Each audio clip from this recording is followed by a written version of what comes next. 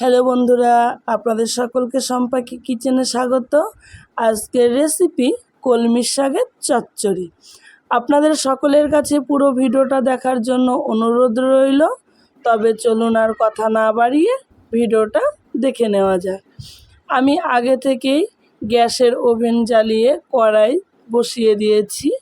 কড়াই গরম হয়ে গেলে আমি একটা কাঠখোলায় শুকনো মশলা ভেজে নেব।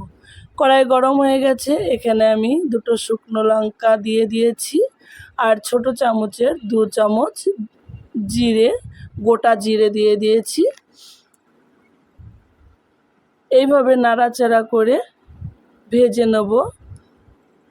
এবার আমি 1 চামচ পোস্ত অ্যাড করলাম। সমস্ত উপকরণ আমি ভালোভাবে নেড়ে চেড়ে ভেজে নেব। আর এই সময় গ্যাসের ফ্লেমটা কিন্তু হাই করা যাবে না, লো ফ্লেমেই ভাজতে হবে। শুকনো মশলাটা কিন্তু রেডি হয়ে গেছে। এবার আমি একটা আলাদা পাত্রে তুলে নেব। শুকনো মশলাটা মিক্সারের সাহায্যে জল ছাড়াই কিন্তু পেস্ট করে নিতে হবে। আবার আমি ওভেনে কড়াই বসিয়ে দিয়েছি। কড়াইটা গরম হতে দেব। কড়াইটা গরম হয়ে গেছে, এখানে আমি পরিমাণ মতো সরিষার তেল অ্যাড করলাম। এবার সরিষার তেলটা আমি ভালো মতো গরম হতে দেব। ভালো মতো গরম হয়ে গেছে, এবার আমি বড়িগুলো লাল লাল করে ভেজে নেব। এখানে আপনাদের একটা ছোট্ট টিপস দিতে চাই, সরিষার তেলটা ভালোভাবে গরম হলেই কিন্তু বড়িটা ভাজবেন। ভালোভাবে গরম না হলে যদি বড়িটা ভাজতে যান, সমস্ত তেলটা কিন্তু বড়িতে চুষে নেয়। দেখুন বন্ধুরা, বড়িটা কিন্তু আমার ভাজা হয়ে গেছে, বেশ লাল করেই ভেজেছি কিন্তু। এবার আমি আলাদা একটা পাত্রে সমস্ত বড়ি তুলে নেব। সমস্ত বড়ি তুলে নেওয়া হয়ে গেছে। এবার একই তেলে আমি আলুটা ভেজে নেব। আমি এখানে 2টো আলু খোসা ছাড়িয়ে ভালোভাবে ধুয়ে ডুমু ডুমু করে কেটে নিয়েছি। আলুটা আমি কিন্তু লাল করেই ভেজে নেব। আলুটা কিন্তু ভাজা হয়ে গেছে। এবার আমি একটা আলাদা পাত্রে তুলে নেব। এখানে আমি অল্প পরিমাণে কুমড়ো নিয়েছি।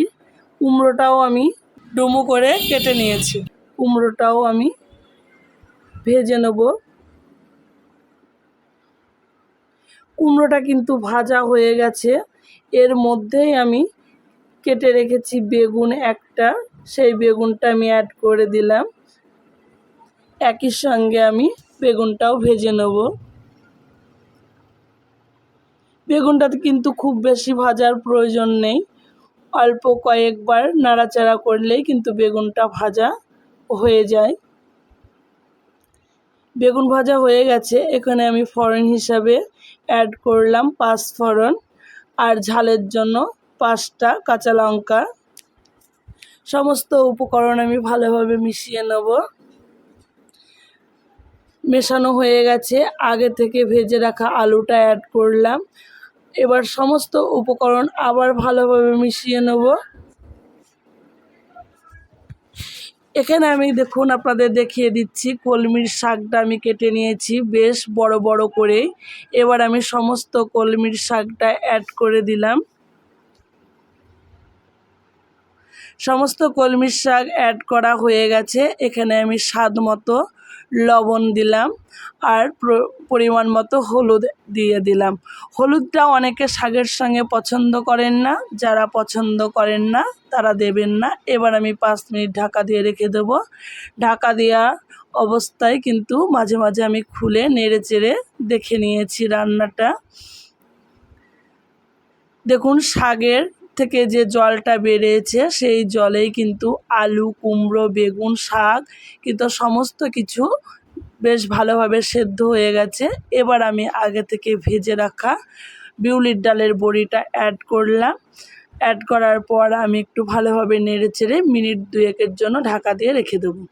মিনিট 2 হয়ে গেছে, ঢাকাটা তুলে আপনাদের দেখিয়ে দিচ্ছি। দেখুন খুব সুন্দর কিন্তু হয়ে গেছে কলমির শাকের চচ্চড়িটা। এবার আমি আগে থেকে ভেজে রাখা মশলাটা অ্যাড করে দিলাম।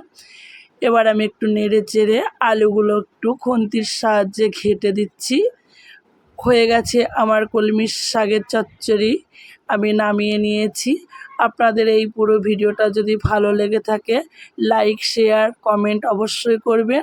আর নতুন বন্ধুরা যদি ভিডিওটা দেখে থাকেন চ্যানেলটি অবশ্যই সাবস্ক্রাইব করে দেবেন।